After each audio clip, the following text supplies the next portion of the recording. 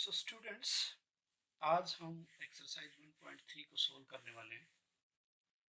तो इसका हम क्वेश्चन नंबर 3 देखते हैं।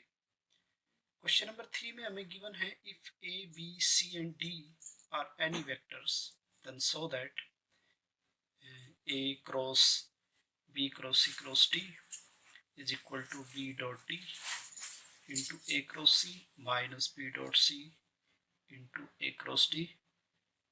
और इसको सोल्व करने के बाद and hence so that we have to जो है आगे नेक्स्ट हमें शो करना है। तो हम सबसे पहले इसके फर्स्ट पार्ट को देखते हैं। तो इसको सोल्व करने के लिए आपको जो फॉर्मूला यूज करना है, इसको सोल्व करने के लिए हम जो फॉर्मूला लगाने वाले हैं, देखो आपको इस एक्सरसाइज को सोल्व करने के लिए मेनली जो है वो इस फॉर्मूले को यूज करना है बार बार।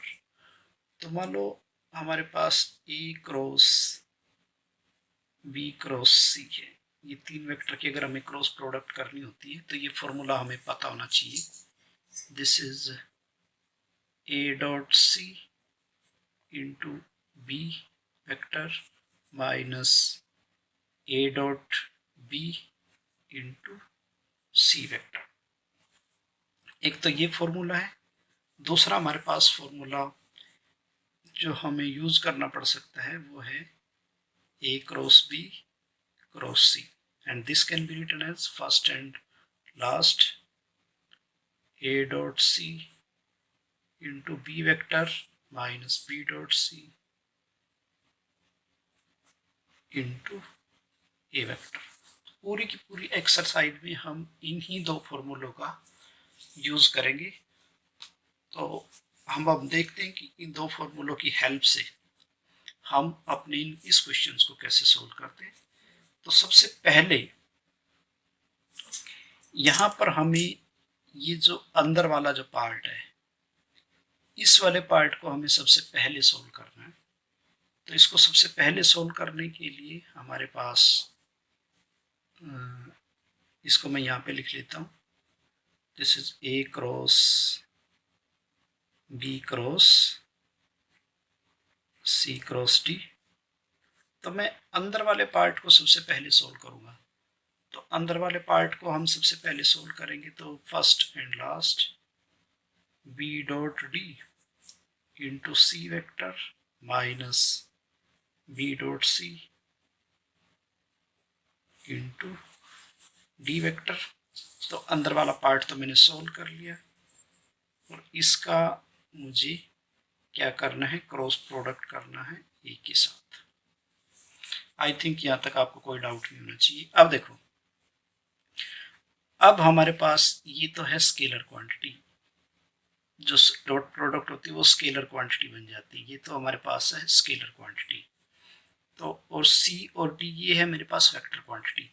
तो जब मैं ए की अंदर वाली चीज के साथ क्रॉस प्रोडक्ट करूंगा तो वो सिर्फ सी के साथ होगी, क्योंकि ये स्केलर क्वांटिटी तो बाहर आ जाएगी। तो ये B dot D as it is रहेगा और ये मेरे पास हो जाएगा ए क्रॉस सी माइनस यहाँ से बी डॉट सी, ये एज इट इज हो जाएगा और ये मेरे पास होगा ए क्रॉस डी। तो ये हमारा ये वाला पार्ट तो प्रूव हो गया। अब बारी है हमारे पास इस सेकंड वाले पार्ट की। तो सेकंड वाले पार्ट को हम यहाँ पे लिख लेते हैं। दिस इज, ये है मेरे पास B cross C cross D cross ई और इस सारे की क्रॉस प्रोडक्ट है मेरे पास ए के साथ। तो इसको भी मैं एज इट इज सोल्व करूंगा। तो सबसे पहले मैं ये जो अंदर वाली जो ब्रैकेट है, सबसे पहले हम इस ब्रैकेट को सोल्व करते हैं। तो इस ब्रैकेट को जब मैं सोल्व करूंगा तो ये मेरे पास आएगा C dot E, this is C dot E into D vector minus C dot D into E vector.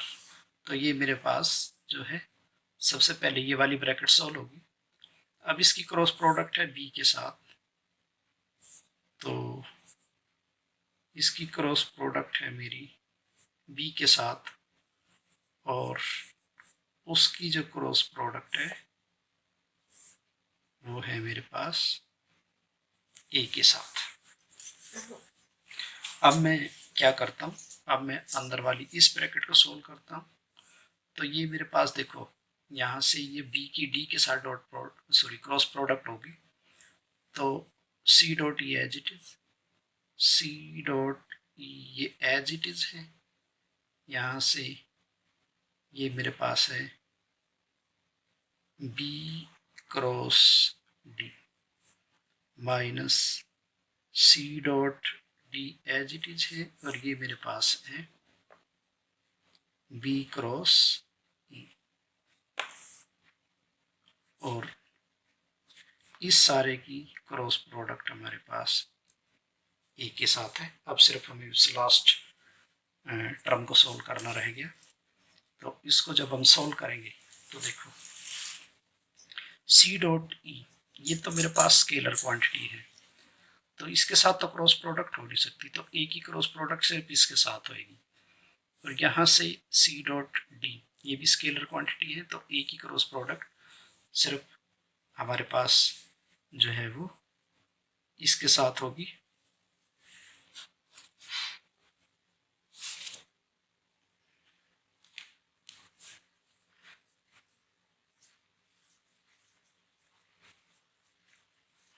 तो इसको सोल्व करने के लिए तो मेरे पास ये आ गया,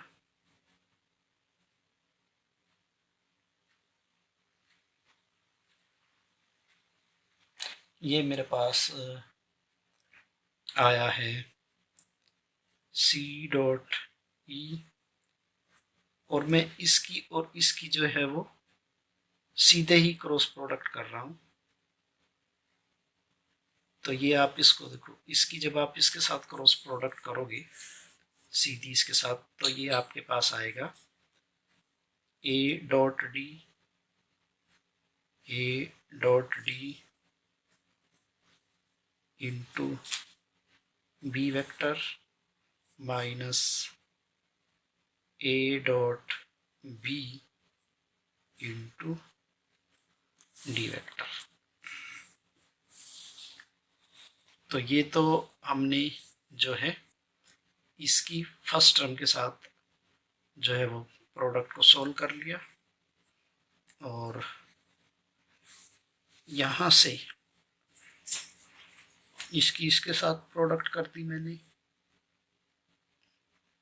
और मैं माइनस लिख सकता हूँ इसको। अब मैं इसकी इसके साथ प्रोडक्ट करूँगा, तो मैं इस टर्म को यहाँ पे इसको यहाँ पे सेपरेट ही कर लेता हूँ, ये माइनस हो गया।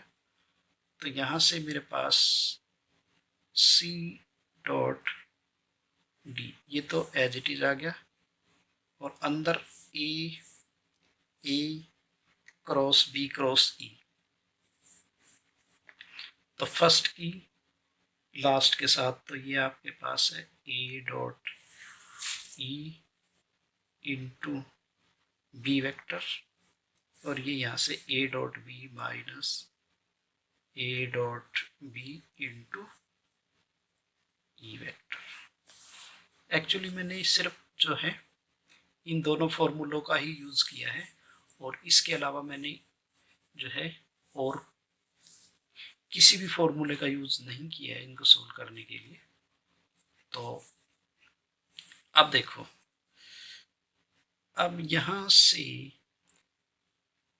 इस टर्म में और इस टर्म में मेरे पास b जो है वो कॉमन है, तो यहाँ से थोड़ी सी एडजस्टमेंट कर लो इनकी।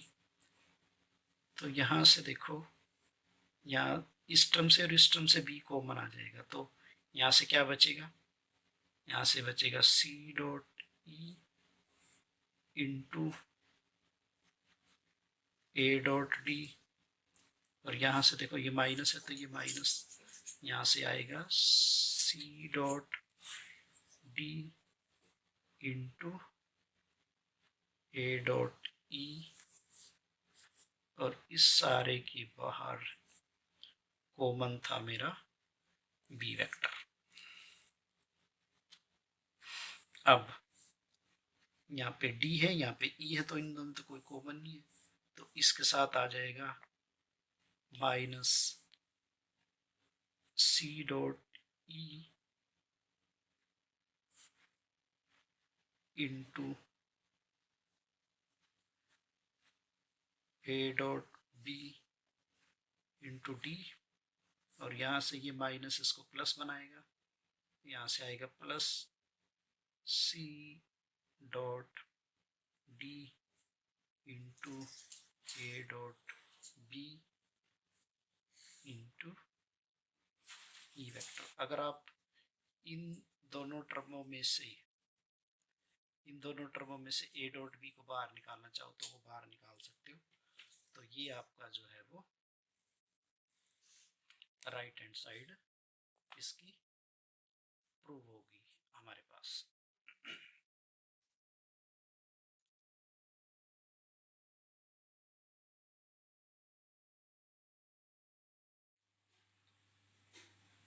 अब हम एक्सरसाइज 1.3 के ही क्वेश्चन नंबर 6 को भी देख लेते हैं। तो 6 में हमें क्या करना है, ये देखो ये जो वेक्टर प्रोडक्ट है इन सब के सम को हमें 0 के बराबर प्रूव करना है। ये चीज़ हमें जो है वो प्रूव करनी है। तो इस क्वेश्चन को प्रूव करने के लिए हम जिन फॉर्मूला का यूज़ करेंगे वो वही हैं हमारे पास, ए क्रॉस बी क्रॉस सी, इसको लिख सकते हैं हम फर्स्ट एंड लास्ट यानी कि A dot C into B minus A dot B into C, और दूसरा फॉर्मूला मेरे पास है A cross B cross C, तो first and last A dot C into B minus B dot C into A. तो हम इन दो फॉर्मूलों का ही जो है वो यूज़ करेंगे इस क्वेश्चन को सोल्व करने के लिए। और एक टर्मिनोलॉजी हम इसमें जो है वो और यूज़ करेंगे, वो क्या है हमारे पास कि अगर ए डॉट बी क्रॉस सी है तो मैं इसको लिख सकता हूँ। देखो अगर मैंने बी की और सी की ए के साथ डॉट प्रोडक्ट की है तो इसको मैं लिख सकता हूँ scalar triple product A B C, इसको मैं ऐसे लिख सकता हूँ। तो आपको एक इस टर्मिनोलॉजी का ध्यान रखना है, मैं इन सारी टर्मिनोलॉजी का जो है वो इसके अंदर डायरेक्ट यूज़ करूँगा। तो मैं क्या करता हूँ, सबसे पहले मैं इसकी फर्स्ट टर्म को लिख लेता हूँ। तो इसके सॉल्यूशन में इसका जो फर्स्ट टर्म है A cross F cross B cross G cross C. चलिए अब हम देखते हैं कि इस टर्म को हम कैसे एक्सपेंड करते हैं। तो मैं इस टर्म को सबसे पहले मैं अंदर वाली टर्म को एक्सपेंड करता हूँ। तो अंदर वाली टर्म को जब मैं इस टर्म को जब मैं एक्सपेंड करता हूँ तो इसमें मुझे क्या करना है, मुझे इन दोनों को तो अलग अलग मानना है और इस पूरे के पूरे वेक्टर को एक मानना है। तो यानी कि ये तो आपका हो गया ए, ये आपका हो गया बी और ये आपका हो गया सी। तो मैं इसके ऊपर ये वाला फार्मूला अप्लाई कर देता हूँ। तो देखो F cross B dot C, first and last, F cross B dot C, तो इसकी वैल्यू मेरे पास आई क्योंकि मैंने देखो एफ क्रॉस बी की सी के साथ डॉट प्रोडक्ट की है, यानी कि यहाँ पे मेरी एफ क्रॉस बी की सी के साथ डॉट प्रोडक्ट होगा। मैंने आपको ये बताया था कि अगर मैंने बी क्रॉस सी की ए के साथ डॉट प्रोडक्ट की हो तो पहले ए लिखेंगे, फिर बी लिखेंगे, फिर सी लिखेंगे। तो यहाँ पे मैं पहले सी लिखूँगा, फिर एफ लिखूँगा, फिर बी लिखूँगा। तो ये मेरे पास आ गया सी एफ बी, ये मेरी स्केलर ट्रिपल प्रोडक्ट आ गई, और इनटू ये मेरा जी आ गया माइनस। अब फर्स्ट एंड सेकंड, तो फर्स्ट एंड सेकंड में F cross B dot G, यानी कि ये आपके पास आ गया G F B, G F B और इनटू सी वेक्टर, और इस सारे की क्रॉस प्रोडक्ट हमें करनी है किसके साथ, ए के साथ। ठीक है, तो इसको मैं लिख सकता हूँ कैसे, अब ए की इसके साथ, क्योंकि तो स्केलर क्वांटिटी बन गई, तो ए की सिर्फ जो क्रॉस प्रोडक्ट है वो जी के साथ जाएगी। तो ये मेरे पास आ गया सी एफ बी, और ये है A cross ji, minus ji F B, और ए की क्रॉस प्रोडक्ट आ गई सी के साथ, इसको आप 1 कह दीजिए। ठीक है, अब मैं इस सेकेंड टर्म को एक्सपेंड करने की बजाय मैं सबसे पहले जो है वो इस टर्म को एक्सपेंड कर लेता हूँ।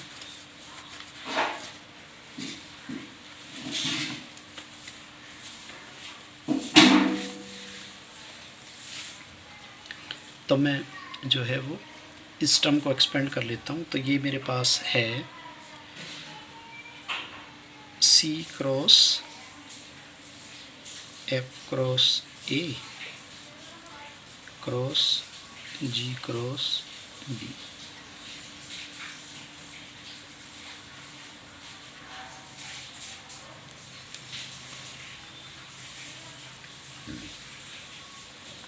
अब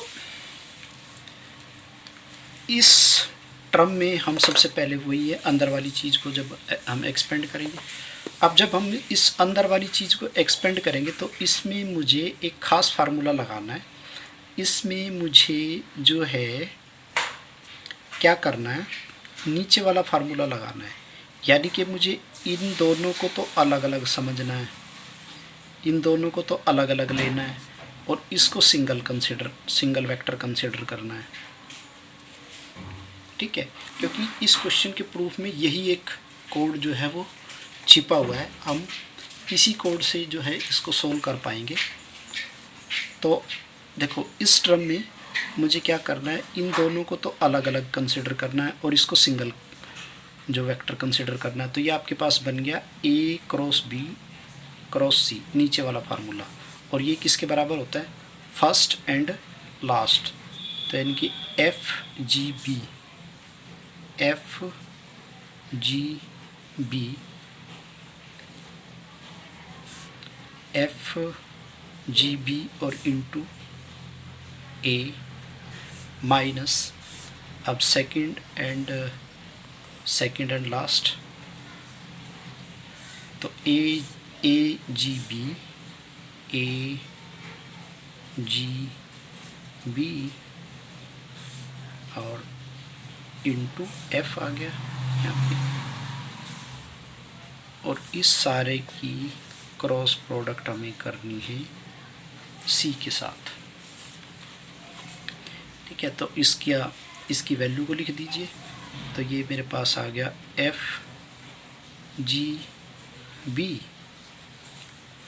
ये आपके पास आ गया सी क्रॉस ए माइनस, यहाँ से आपके पास आ गया ए जी बी और ये आपके पास आ गया सी क्रॉस एफ। से दिस इज इक्वेशन 2। अब अगर आप 1 और 2 को थोड़ा सा ऑब्जर्व करो तो 1 और 2 को आपको देखने से ये पता चल रहा होगा, एक में तो ए क्रॉस सी आ गया और एक में सी क्रॉस ए आ गया, इसमें जी एफ बी है, इसमें भी जी एफ बी है। तो इसका मतलब है ये टर्म आपस में कैंसिल हमारे पास हो सकती है। तो यहाँ से हमें कुछ कुछ इसका आइडिया मिल रहा है। अब हमारे पास है जो बीच वाली टर्म है, ये जो बीच वाली टर्म है, ठीक है। अब मैं बीच वाली टर्म को यहाँ पे लिख लेता हूँ। तो बीच वाली टर्म मेरे पास है B cross F cross C cross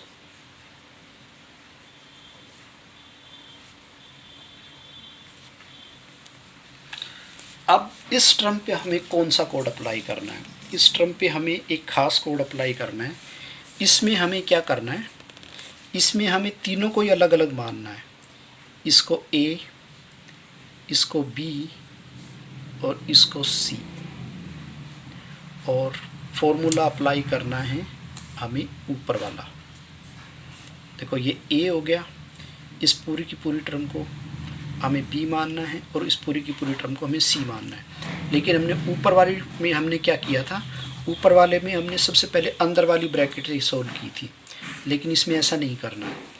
तो ये ए, ये बी, ये सी, तो फर्स्ट एंड लास्ट ये आपके पास हो गया ए क्रॉस और ये ब्रैकेट में हो गया बी क्रॉस सी। तो अब इस पे एक खास ट्रिक कौन सी, फर्स्ट एंड लास्ट।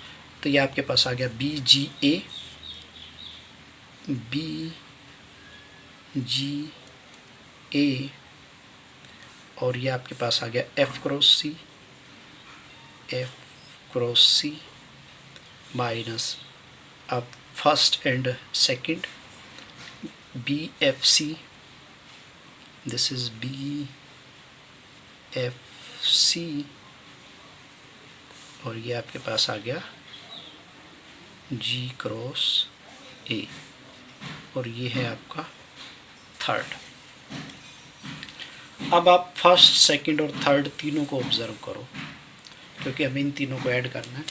अब देखो इसमें मेरा है ए क्रॉस जी, इसमें जी क्रॉस है, इसका मतलब है इन दोनों की एडजस्टमेंट हो सकती है। इसमें है ए क्रॉस सी, इसमें है यहाँ पे देखो ये सी क्रॉस है, इसका मतलब इन दोनों की एडजस्टमेंट हो सकती है। और इसमें मेरे पास है सी क्रॉस एफ और इसमें है एफ क्रॉस सी, इसका मतलब है हम इन तीनों की अब एडजस्टमेंट कर सकते हैं। अब आपको क्या एडजस्टमेंट करनी है, तो मैं आपको एक एडजस्टमेंट इसमें करके दिखा देता हूँ।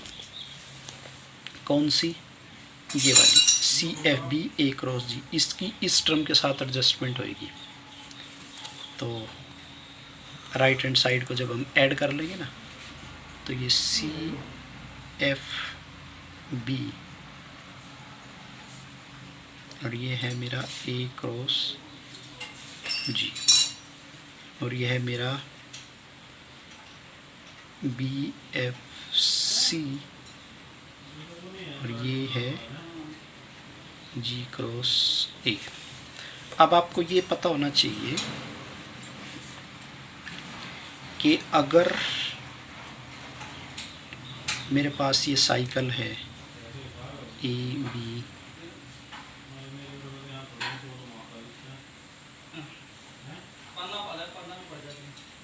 सी का, तो अगर हम ए से बी पे, बी से सी पे जा रहे हैं तो वैल्यू पॉजिटिव होती है। लेकिन अगर हम बी ए सी ये करते हैं, अगर मैं क्या करता हूँ इसमें निकालता हूँ बी ए सी, अगर मैं ऐसे निकालता हूँ बी ए सी, तो इसकी जो वैल्यू होती है वो माइनस टाइम्स होती है ए बी सी के। ठीक है, ये चीज़ आपको थोड़ा पता होगी पहले भी। और दूसरा, अगर मैं मान लो ए क्रॉस बी निकाल लूँ तो वो minus of B cross A के बराबर होता है। अगर मैं इनको इंटरचेंज कर दूँ तो उसमें रिज़ल्ट में माइनस का फ़र्क पड़ता है। अब मैं इस टर्म पे ये वाला लॉजिक लगाने वाला हूँ। देखो यहाँ पे है CFB और यहाँ पे है FC। तो अगर मैं CF करूँगा तो यहाँ पे जो है वो माइनस का फ़र्क पड़ जाएगा। तो माइनस ऑफ उसको मैं लिख सकता हूँ माइनस ऑफ BCF। तो चलो हम इसको यहाँ पे करके देख लेते हैं। CFB